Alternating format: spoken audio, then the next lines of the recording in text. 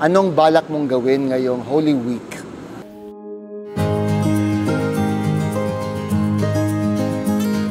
Guys, may kukwento ako sa inyo.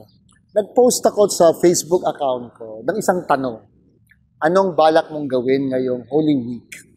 Alam niyo, ang dami ng sumagot na gusto niyang magnilay, mag-reflect. Alam ko sa panahon ng Holy Week, may kanya-kanya tayo mga pinupuntahan. Pamilya, simbahan, bakasyon sa dagat, etc. Pero kahit nasaan ka man, totoo makakaya natin magbigay ng oras at panahon para magnilay.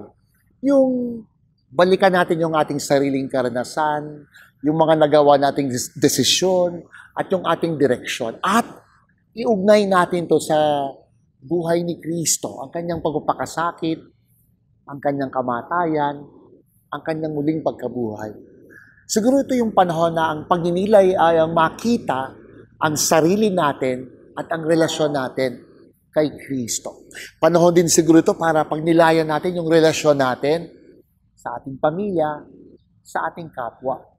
Kasi kapag hindi tayo nagninilay, maaari tayong mawala o magwala at hindi natin maabot ang tunay na layon at misyon ng Diyos para sa atin.